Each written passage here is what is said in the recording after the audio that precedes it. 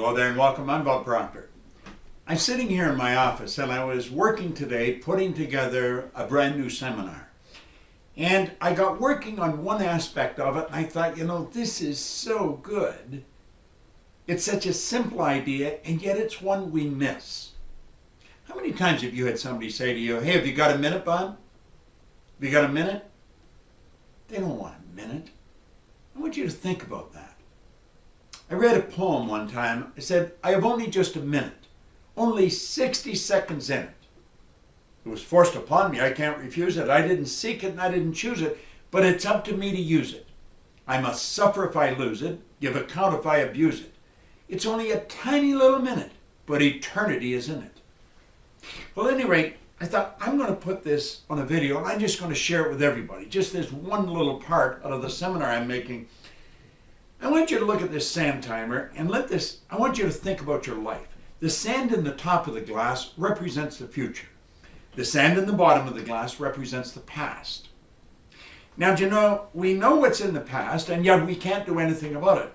Do you know what the trick is? You don't know how much sand's in the top of the glass. You may think you have a lot. You might only have a little. Then again, you may think you have a little and you might have a lot. When I was a little boy, I was raised by my grandmother. And I don't know, when I was a little gaffer, she was probably 60, but as long as I could remember, Grandma would say, I'll soon be gone, dear, I'll soon be gone. Well, we loved her. She was really an angel of God, but we thought she was never going to go. She lived to be 94 for 30-some years. I'll soon be gone. She didn't think she had much time left. She had 34 years left. Now, about the same time, I had a buddy of mine, Bob Yates. He was just 16. And bang, he ran into the abutment of a bridge and his life was snuffed out. If you had asked him a half hour before how much sand he had left, he would have said at least a half a century. He didn't have a half an hour. See, the trick is we don't know how much sand we have left.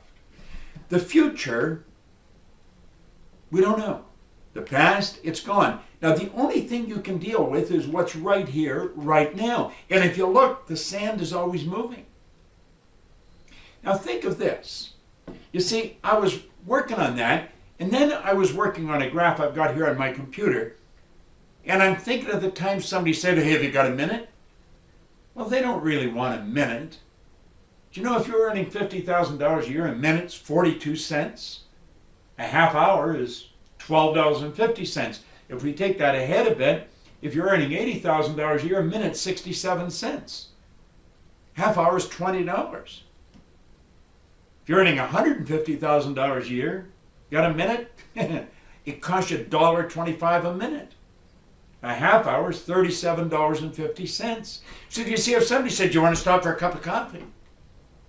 Well, if you're earning $250,000 a year, a minute is $2.08. Half hour is $62.50. And then, of course, you got the coffee to pay for on top of that. So you see, the point is this. This is all we've got right here, right now. We don't know how much we have left in the future, but we do know what we've got now. And I have found the people that win are the people who make up their mind they're not going to waste the minutes. They're going to be productive. They're going to make it happen every minute. Earl Nightingale was a mentor of mine. And I asked him one time, I said, Earl, how did you learn to master time management? He looked at me and he said, what are you talking about? He said, I've never mastered time management. Nobody masters time management. Time can't be managed. He said, I merely manage activities.